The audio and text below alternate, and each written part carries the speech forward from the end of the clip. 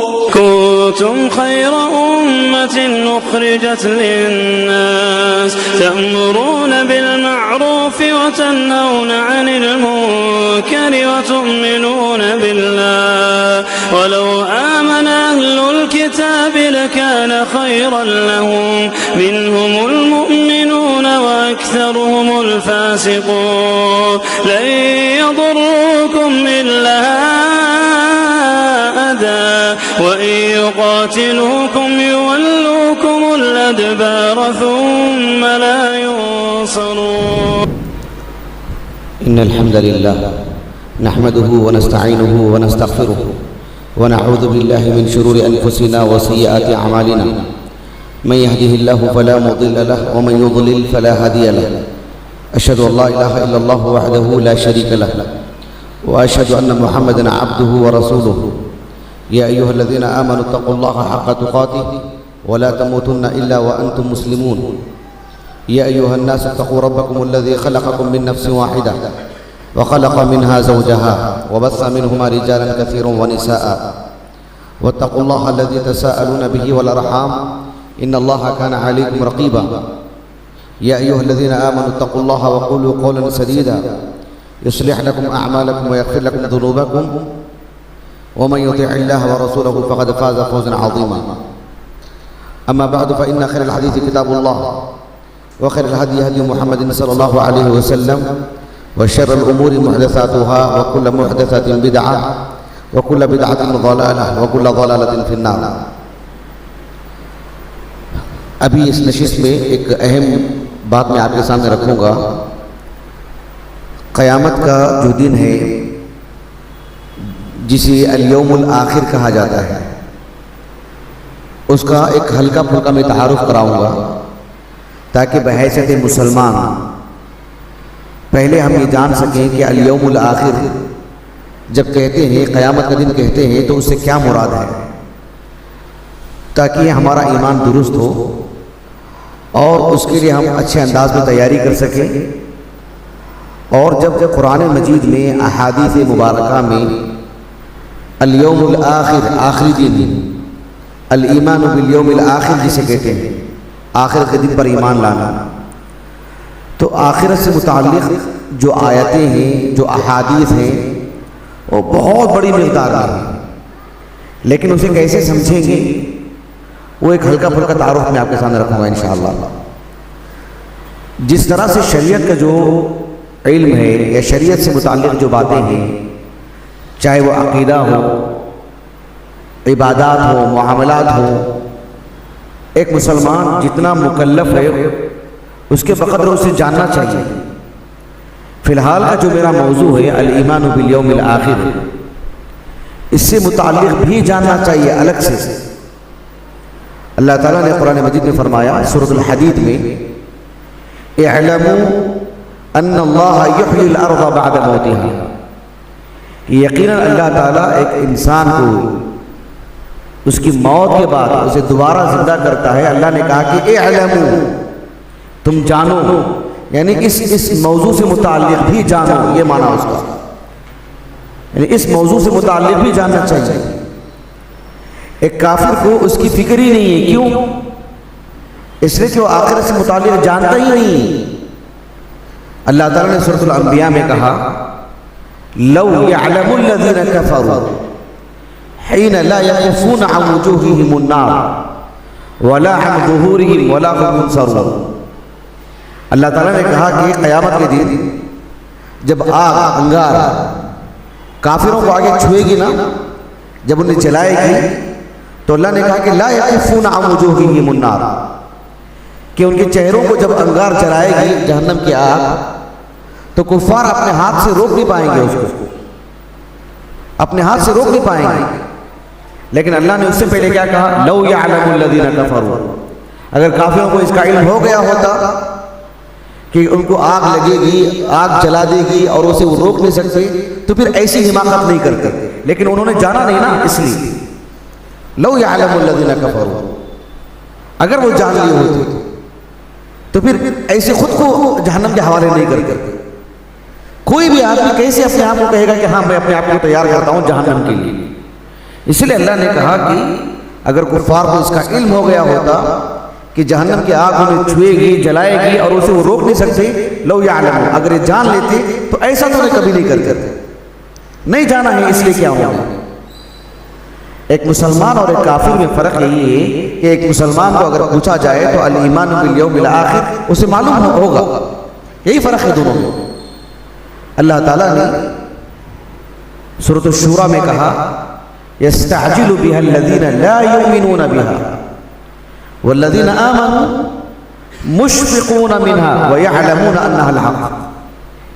अंबिया अलैहिस्सलाम से कुफार जो थे ना, सिर्फ अंबिया के ज़माने की बात नहीं, आज भी अगर आप मैदान में देखेंगे एक काफिर यही कहेगा, जल्दी मचाएगा, ठीक है मैं अल्लाह के दीन को नहीं कबूल करता हूँ, चलो अल्लाह का अज़ाब आता है आने दो, देखता हूँ मैं।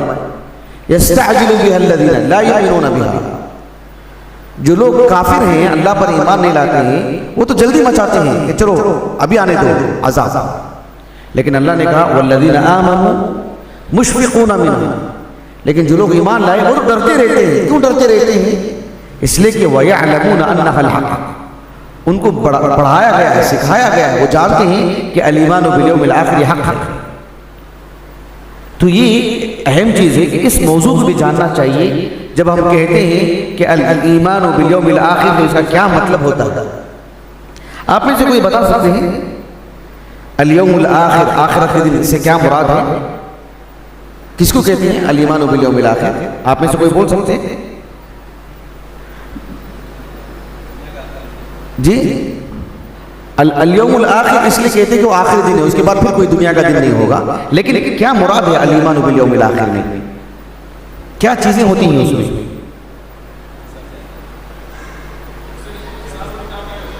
हिसाब और किताब होगा और जन्नत और जहन्नम का फैसला होगा हिसाब और किताब ही से, और जी दोबारा जिंदा किया जाएगा,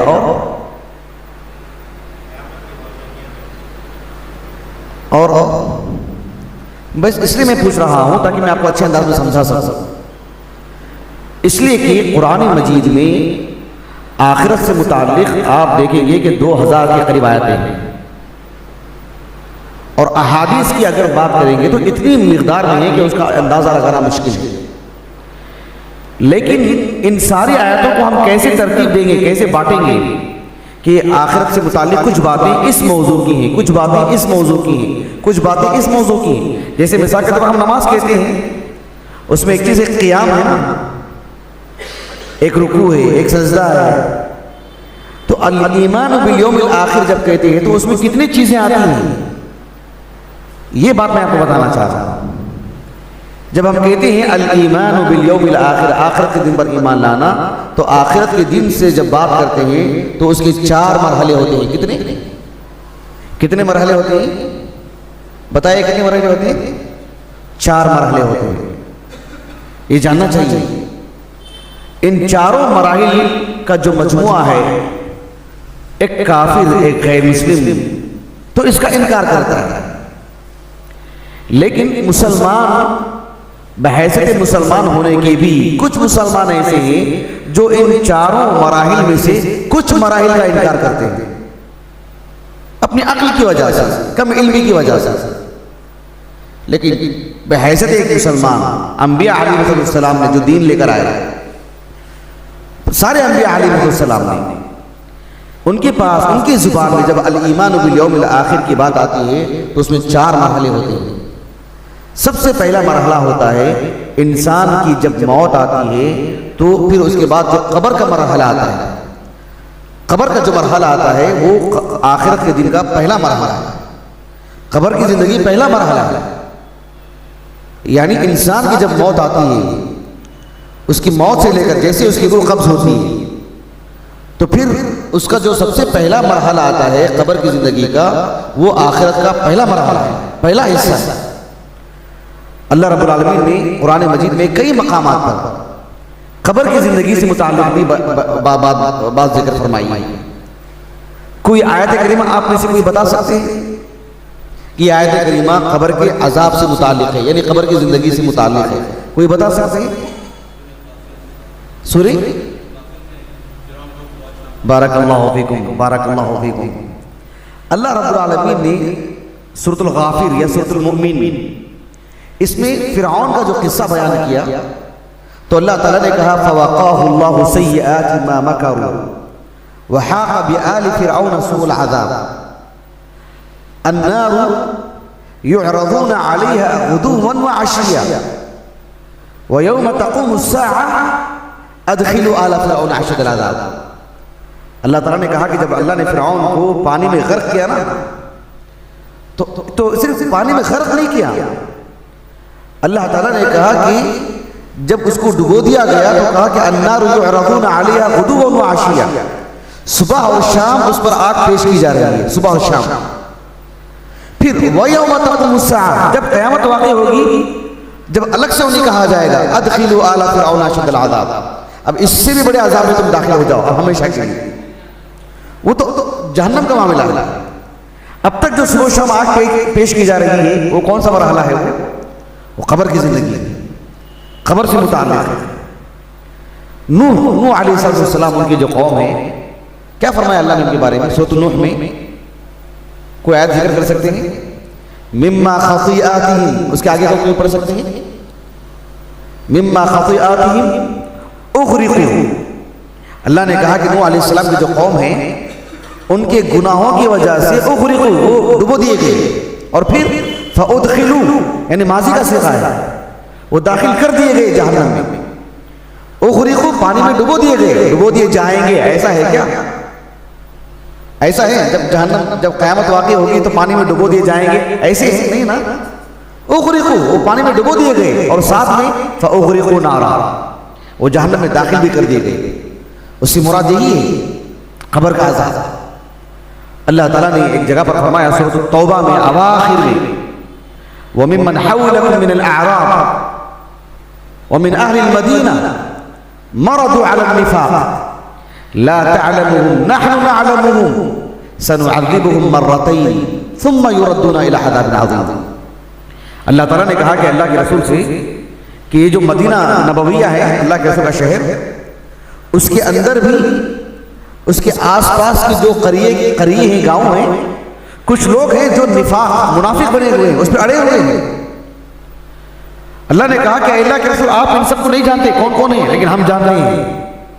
इनकी जब मौत आएगी ना, अल्लाह ने कहा कि हमें दो मरतबा आज़ाब देंगे इनको। एक दुनिया में बहैसियत मुनाफिक होने के एतबार से ज़लील करेंगे इनको, रुसवा करेंगे इनको, और फिर कब्र में भी आज़ाब देंगे इनको।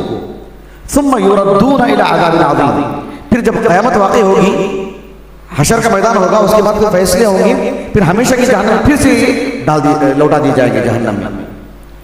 ये सब आयतें इस बात पर दलालत करती हैं। अभी जो आयत करीमा आपने कही ना सूरत मोमिन की, उस आयत करीमा की तफसीर में हाफिज़ इब्न कसीर कहते हैं रहमहुल्लाह, व हाज़िहिल आयतु अस्लुन कबीरुन फ़ी इस्तिदलाल अहली सुन्नत वल जमाअह अला अज़ाबिल बरज़ख़ी फ़िल क़ुबूर। यह आयत करीमा असल है, जामे है, बुनियाद है, असास है आयत करीमा अहलुस सुन्नह वल जमाअह के हक में कि कब्र में भी अज़ाब होता है। आयत करीमा असल की हैसियत रखती है। ये एक ही मेरा मौजू नहीं है, ऐसी कई आयतें हैं कुरान मजीद में, अहादीस तो बहुत हैं। अल्लाह के रसूल सल्लल्लाहु अलैहि वसल्लम से मुताल्लिक़ उम्मुल मोमिनीन आयशा कहती हैं रज़ियल्लाहु अन्हा, सही बुखारी की हदीस है, एक खातून यहूदी औरत ने अज़ाब कब्र से पनाह मांगी, और अहले किताब है, उन्हें भी किताब दी गई थी। रसूलुल्लाह सल्लल्लाहु अलैहि वसल्लम से मुताल्लिक़ उम्मुल मोमिनीन आयशा कहती हैं रज़ियल्लाहु अन्हा, उसकी वो बात सुनने के बाद चूंकि वो शरीयत के मुवाफिक थी, तो कहते हैं कि कोई नमाज ऐसी नहीं थी जिसमें अल्लाह के रसूल नमाज के बाद जो है अज़ाब कब्र से पनाह ना मांगते हैं। अगर अज़ाब कब्र कोई चीज़ ही नहीं है तो फिर पनाह क्यों मांगी अल्लाह के रसूल सल्लल्लाहु अलैहि वसल्लम? सही बुखारी की हदीस है, किताबुल इल्म में और भी मुतादिद किताबों में अस्मा बिन्त अबी बकर सिद्दीक़ रज़ियल्लाहु अन्हा कहती हैं कि चांद गिरा था, नमाज पढ़ा रहे थे अल्लाह के रसूल सल्लल्लाहु अलैहि वसल्लम। नमाज के बाद आपने कहा व ऊहिया इलैया अन्नकुम तुफ्तनून फिल क़ुबूर क़रीबन मिन फितनति दज्जाल, मुझ पर वही नाज़िल की गई है कि तुम्हें कब्रों में आजमाया जाए। फितनतुन से मुराद उर्दू का फितना नहीं है, एक फसाद के माने में, आजमाइश, परखा जाएगा। हालांकि परखा जाएगा ताल्लुक दुनिया से है ना, मरने के बाद कैसे ऐसे हाल होगा वो माना नहीं है। यानी खबर में भी आजमाइश होगी, खबर में भी वो तकलीफों वाली बात होगी। एक मोमिन को भी जो है मतलब जो मामलात आते हैं, खबर जो उसे जो दबा के रखेगी, फिर सवाल जवाब होगा, एक खौफ जो होगा फितरी तौर पर कि ऊहिया इलैया, मुझ पर वही नाज़िल हुई है कि अन्नकुम तफ्तनूना फिल क़ुबूर, कि तुम कब्रों में आजमाए हो जाएंगे। कैसे? करीबन मिन फितनति दज्जाल, जिस तरह से दज्जाल आएगा नसरुल्लाह अस्सलामा, उस वक्त की जो आजमाइश होगी, अच्छे खासों का ईमान खत्म हो जाएगा, उस जैसा इम्तिहान होगा। इम्तिहान उस जैसी आजमाइश होगी। वो आजमाइश नहीं जिससे एक मोमिन काफिर बनता है, एक तरह का जो है मतलब खलल, एक अजाब की कैफियत होगी। ये सही बुखारी का हदीस है।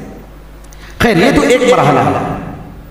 आयतें और भी बहुत है, अहादीस और भी बहुत है। मैं बस आपको नुक्ता देना चाह रहा हूँ, फर्क समझाना चाह रहा हूँ कि अल ईमान बिल यौमिल आखिर जब देखते हैं, इतनी आयतें कैसे तरतीब देंगे, उसको कैसे बांटेंगे कि इन आयतों का ताल्लुक इस मरहले से है, इन आयतों का ताल्लुक इस मरहले से, कैसे बांटेंगे?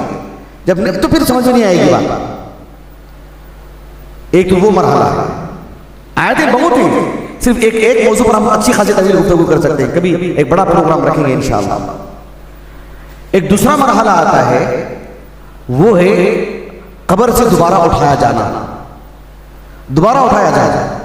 कब्र की जिंदगी आखिरी जिंदगी नहीं, कब्र के बाद एक नया मरहला आता है, सबको कब्रों से उठाया जाता है। क़ालू या वैलना मन बअसना मिन मरक़दिना हाज़ा मा वअदा अर्रहमान व सदक़ल मुरसलून। सूरह यासीन में अल्लाह ने कहा कि कुफ़ार कहेंगे कि जब उन्हें कब्रों से उठाया जाएगा, अरे ये किसने उठा दिया हमें कब्रों से? मन बअसना मिन मरक़दिना, कौन उठा दिया हमको अचानक, क्या हो रहा है? अरबी जुबान में बासा के माने मालूम है आप लोगों को? बासा के माने मालूम है? बासा का माना जो मफहूम, उसकी जो कैफियत, वो समझाना चाह रहा हूं मैं आपको। एक आदमी सोया हुआ है, ला क़द्दर अल्लाह वो दिन ऐसा ना लाए, लेकिन समझाने के लिए बता रहा हूं आपको कि एक आग लग गई जबरदस्त और वो आदमी जल जाएगा, मर जाएगा। कैसे उठाएंगे उस आदमी को? कैसे उठाएंगे? कैसे धक्का देंगे उसको? कैसे झिझोड़, कैसे हिलाएंगे उसको? एक आदमी सोया हुआ है, कोई मोजी जानवर कोई तकलीफ दे, बड़ा जानवर है, उसको अपना लुक़मा बना नहीं सकता, कैसे उठाएंगे उसको? कैसे उसको जगह के लेके आएंगे? चलिए, ये तो खौफनाक मराहिल है। आसान बात बताता हूं। हम लोग ट्रेन में जाते हैं, एक आदमी का वहां पर जो है मंजिल आ जाती है, उतरना है उसको, और 1 मिनट बाकी है और लोगों को मालूम हो गया कि इसको इधर ही उतरना है। कैसे उठाते हैं उसको? और वो कैसे उठता है परेशान होकर के? बासा के अंदर वो माना आता है, वो कैफियत आती है। नबी को जो मबऊस किया जाता है उसके अंदर भी वो मानी आती है, वो हमारा मौजू नहीं है। कहा कि मन बअसना, किसने उठा दिया हमको? मतलब जो कब्रों में थे वो खुद एक आजमाइश है, उसके बाद का जो मरहला है वो खुद एक नया मरहला। अचानक एक नए मरहले की तरफ जाएंगे, वो भी आसान बात नहीं होगी, वो भी आसान बात नहीं होगी। नसरुल्लाह सलाम, ये सूरत हाल होगी। इसमें भी और बहुत तफसीलात हैं। अगर आपको मैं आयत एक पढ़ के सुनाऊं और उसमें की खास बात बताऊं तो वाकई जो कुरान मजीद की जो आयतें हैं ना कि बच्चा बूढ़ा हो जाएगा, यानी फिक्र की वजह से, दुख की वजह से, गम की वजह से इसके बाल सफेद हो जाएंगे, इसे पढ़ेंगे तो वो हालत हो जाएगी। नसरुल्लाह सलाम। मैं वो नहीं बताना चाहता हूँ तफसील में जाकर के, बस मैं आपको एक सबक देना चाह रहा हूँ कि इसको कैसे समझें, कैसे पढ़ें, फिर तफसील से कभी पढ़ेंगे इंशाअल्लाह। तो ये दूसरा मरहला है। अल्लाह ताला ने सूरह मुमिनून के आगाज में इंसान को पैदा होने से लेकर के, इंसान के पैदा होने से लेकर के एक मरहला, माँ के पेट के कितने मरहले हैं, सारे मराहिल बयान करने के बाद इन्ना खलक़नल इंसाना मिन सुलालतिन मिन तीन सुम्मा खलक़नल नुत्फ़ता अलक़ा सुम्मा खलक़नल अलक़ता मुज़ग़ा, सारे मराहिल बयान करने के बाद अल्लाह ने कहा सुम्मा इन्नकुम यौमल क़ियामति तुबअसून, फिर तुम्हें दोबारा उठाया जाएगा। यानी ये भी एक मरहला। सुम्मा अरबी जुबान में एक मरहला बताने के लिए आता है। कैफ़ तकफ़ुरून बिल्लाह व कुंतुम अमवातन फ़अहयाकुम सुम्मा युमीतुकुम सुम्मा युहयिकुम। सुम्मा जो है ना, सुम्मा एक पेट के लिए आता है, एक मरहले के बाद, एक मरहले के बाद ऐसे। सुम्मा इन्नकुम यौमल क़ियामति तुबअसून, फिर क़यामत के दिन तुम दोबारा उठाए जाओगे। एक सूरत है सूरत तकासुर, मालूम है आप लोगों को? किस किस को याद है सूरत तकासुर? अल्लाह तकासुर किस किस को याद है? नहीं याद है? याद है अल्लाह तकासुर, याद है ना सबको? उसके बाद कौन सी आयत करीमा है? हत्ता ज़ुरतुमुल मक़ाबिर। अल्लाह ताला ने कहा कि अल्हाकुम, अल्लाह के माने क्या है? क्या माने अल्लाह के? अल्लाह के माने आते हैं गाफिल कर देना। कैसी गफलत मालूम है? यानी एक आदमी गेम खेल कर बैठा है, सिर्फ उसके लिए नहीं आता लफ्ज, वो सिर्फ उसी के लिए नहीं आता। नमाज चल रही है, एक आदमी कुरान पढ़ लेकर बैठा है, फर्ज नमाज होते हुए आपको आगे जुड़ जाना चाहिए ना। ऐसा तो नहीं कि मैं कुरान पढ़ लेकर बैठा हूं, जिक्र अस्कार में बैठा हूं। अब इसी तरह से एक आदमी की एक बड़ी जिम्मेदारी है जिसे निभाना है, कारोबार है, एक जिम्मेदारी है उसकी, लेकिन जब एक उससे भी बड़ा फर्ज आता है तो उस फर्ज को निभाना चाहिए। एक फर्ज के होते हुए एक दूसरे फर्ज में है वो जो उससे अहम तो नहीं है, उसके लिए भी वो लफ्ज आता है कुरान मजीद में। तो अल्लाह ने कहा कि अल्हाकुमुत तकासुर, तकासुर एक दूसरे से बाजी लगाना। कहा कि ये चीज तुम्हें गाफिल करके रख दी है असल की तरफ से। असल में क्या करना है उससे गाफिल हो गई और इसमें तुम मशगूल है, जबकि कमाना गलत नहीं है, जेब भरना गलत नहीं, लेकिन इससे भी बड़े मकासद है ना, वो क्यों उससे क्यों गफलत बरत रहे? अल्हाकुमुत तकासुर ये कब तक रहेगी तबीयत में तुम्हारी? हत्ता ज़ुरतुमुल मक़ाबिर, जब तक कि तुम कब्रों की ज़ियारत ना कर लो। लफ्ज देख रहे हैं आप? कब्र में दाखिल होने को, कब्र का जो मरहला है उस मरहले को अल्लाह ने कौन सा लफ्ज इस्तेमाल किया? ज़ियारत का। कौन सा लफ्ज? ज़ियारत किसको कहते हैं? ज़ियारत किसको कहते हैं? यानी ज़ियारत का मतलब यह होता है कि एक शख्स ज़ियारत के लिए उसी वक्त जाता है एक काम के लिए, किसी चीज का मुशाहदा करने के लिए। ज़ियारत हो गई, असल मंजिल की तरफ आ जाएगा। ज़ियारत करने के नाम पर वहां जाके जिंदगी नहीं गुजारेगा ना, क्यों आए ज़ियारत के लिए? एक आदमी ज़ियारत के नाम पर किसी घूमने की जगह में जाके जिंदगी लगा देगा क्या? तो अल्लाह ने कब्र की जिंदगी को लफ्ज़ ज़ियारत से जोड़ा। एक आम आदमी, एक देहाती, एक अरबी, उसने इस आयत करीमा को पढ़कर के कहा कि कब्र की जिंदगी असल नहीं है, मतलब वो आखिरी नहीं है, उसके बाद भी कुछ मरहला है। उसे पूछा गया कैसे? अल्लाह ने कहा कि अल्लाह ने इसके लिए तो ज़ियारत का इस्तेमाल किया, मतलब कि कब्र की जिंदगी आखिरी नहीं है, उसके बाद मराहिल है। अरबी उसलूब से उसने माना लिया। उमर बिन अब्दुल अजीज रहमहुल्लाह ने कहा इस आयत करीमा को पढ़ करके कि यह आयत करीमा इस बात पर दलालत करती है कि कब्र की जिंदगी आखिरी नहीं है, उसके बाद भी मराहिल है। कैसे मालूम हो? अल्लाह ने उसके लिए ज़ियारत का लफ्ज़ इस्तेमाल किया। हत्ता ज़ुरतुमुल मक़ाबिर, हत्ता दखलतुमुल मक़ाबिर नहीं कहा, यहां तक कि तुम कब्रों में दाखिल हो जाओ। ज़ुरतुम कहा, ज़ुरतुम यानी एक मरहले के लिए जा रहे हैं, उसके बाद एक और मरहला। अहादीस भी बहुत है इस सिलसिले। बस मैं आपको एक सोचने का एक ढंग देना चाहता हूं ताकि इन आयतों को कैसे बात में पढ़ें।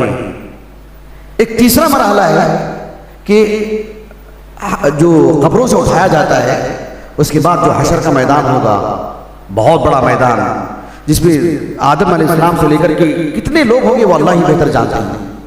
अल्लाह ताला दोबारा सबको पैदा करेंगे, सब होंगे वहां पर, अंबिया अलैहिस्सलाम, मोमिनीन, मुनाफिकीन, काफिरीन और दुनिया के सारे लोग, मर्द औरत, सब जितने लोगों को अल्लाह ने आज तक पैदा किया है सब वहां पर होंगे। जानवर होंगे, वइदल वुहूश हुशिरत, जानवर भी होंगे वहां पर, सबको जमा करेगा रब्बुल आलमीन। अल्लाहु अकबर। ये अल्लाह रब्बुल आलमीन की जो ताकत है इंसान समझने से कासिर है। अल्लाहु अकबर। सबको जमा करेगा रब्बुल आलमीन। तो जब सबको जमा करेगा तो वो एक तीसरा मरहला है, वो एक तीसरा मरहला है।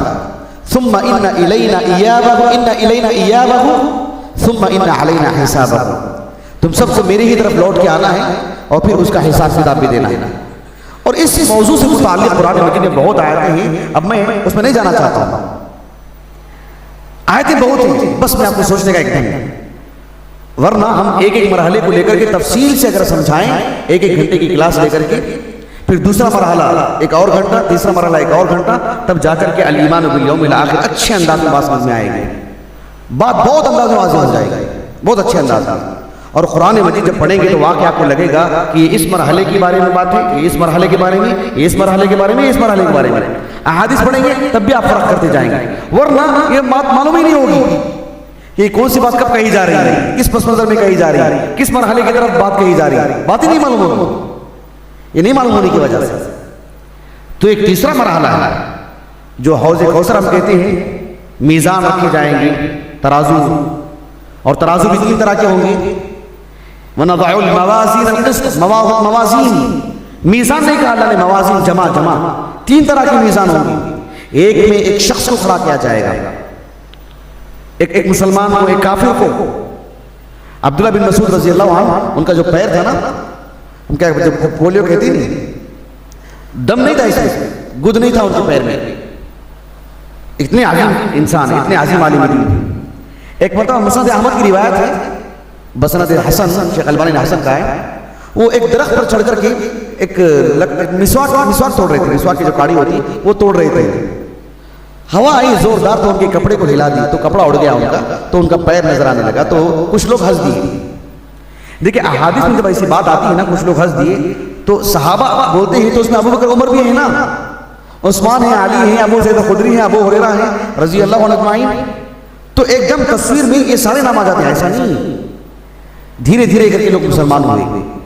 कुछ लोग अभी कच्चे थे, कुछ लोगों के अंदर तो ईमान अभी दाखिल ही नहीं हुआ था, वरना जो अल्लाह के रसूल की तरबियत में जिंदगी निकाले हैं उनसे ऐसी तवक्का ही नहीं।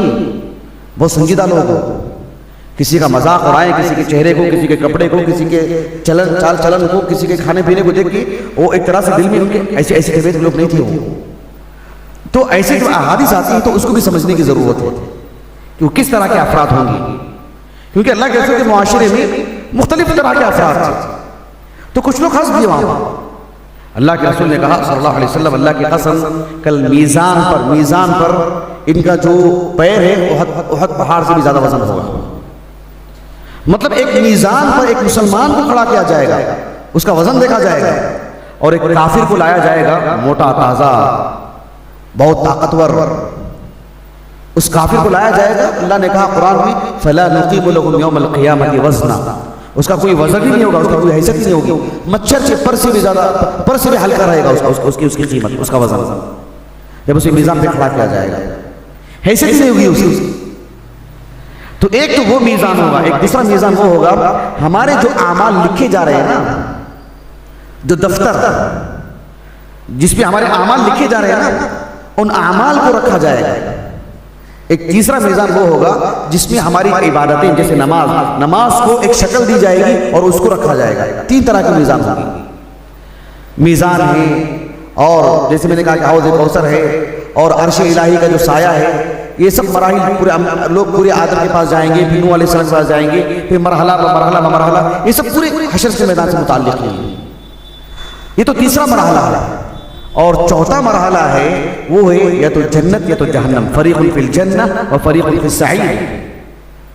अल्लाह ताला ने कुरान मजीद में कहा सूरह बकरा में, उइद्दत लिल काफिरीन, कि जहन्नम को अल्लाह ने काफिरों के लिए तैयार कर चुका है। जहन्नम तैयार है। अहलुस सुन्नह वल जमाअत का यही अकीदा है कि जन्नत और जहन्नम दोनों अल्लाह की मखलूक हैं और दोनों मौजूद हैं, दोनों तैयार शुदा हैं।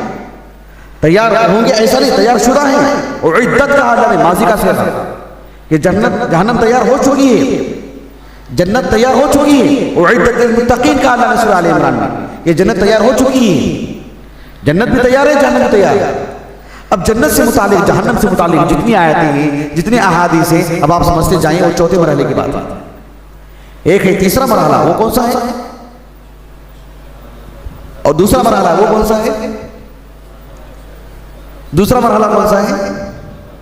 और पहला मरहला कौन सा है? इस मौजू को जानने की अहमियत क्या है पता है आपको? इस मौजू को जानने की अहमियत क्या है नहीं पता है। मैंने कहा ना शुरू में, अल्लाह ने हुक्म दिया कि इअलमू, तुम जानो। और एक मुसलमान और काफिर में फर्क करने वाली चीज, अगर मुझे पता नहीं है अल ईमान बिल यौमिल आखिर क्या है, तो फिर इसका मतलब हम उसके लिए तैयारी भी नहीं कर सकते। यकीन मानिए, मैं ऐसे इस मौजू को लेकर नहीं आया। अगर ऐसे आके बैठ जाते ना तो फिर वो एक जिम्मेदारी की बात नहीं होती। मैं ये सोच करके आया कि अल्हम्दुलिल्लाह, अल्लाह के तौफीक, उसके फजल करम से मुझे मालूम है, लेकिन हमारे भाइयों को नहीं मालूम रहेगा ना, इसे बताने के लिए आया ताकि आपको मालूम हो, पता चले। आपकी जिम्मेदारी है कि आप इन 4 मरहलों को अपने घरों में जाके बताएं। कौन कौन जाके बताएंगे? कौन कौन जाके बताएंगे? अपने दोस्तों अहबाब को भी बताएंगे कि 4 मरहले। फिर एक तरह से सवाल पैदा होगा, तफसील क्या है, तफसील क्या है, आपके घरों में भी, आपके अंदर भी, दोस्तों अहबाब में भी। तो फिर हम उसकी तफसील के लिए अलग से एक प्रोग्राम रख सकते हैं कि ये पहला मरहला है, इसकी ये तफसील है। एक दूसरा मरहला मैं जानता हूँ, मैंने कितना सुकेड़ के पेश किया है आपके सामने, कितना मैंने जो है मतलब कितनी कम आयतें मैंने आपके सामने जिक्र की, कितनी कम अहादीस मैंने आपको सुनाई आपको, क्योंकि बस आपको वो एक पहला सबक के तौर पर ये देना था कि अल ईमान बिल यौमिल आखिर कहते हैं तो 4 मरहलों के मजमूए को क़यामत कहते हैं, 4 मरहलों के मजमूए को आखिरत का दिन कहते हैं। बात ऐसे होगी आपको, ये 4 मरहले हैं और हर मरहले के अंदर तफसीलात हैं, हर मरहले के अंदर बारीकियां हैं, हर मरहले को अल्लाह ने अलग से बयान किया है, उसकी तफसीलात अलग है, उसके अल्फाज अल्लाह ने अलग से इस्तेमाल किए हैं। फिर जब आप उन 4 मरहलों को जानेंगे तब जाकर के पूरा मौजू अच्छी तरह समझ में आएगा आपको। अल्लाह ताला से दुआ है कि अल्लाह रब्बुल आलमीन हम सबको आखिरत के दिन पर ईमान लाने, उसके लिए तैयार रहने और उसमें कामयाबी हासिल करने की सआदत नसीब फरमाए। सुब्हानकल्लाहुम्मा व बिहम्दिक, अशहदु अल्ला इलाहा इल्ला अंत, अस्तगफिरुका व अतूबु इलैक।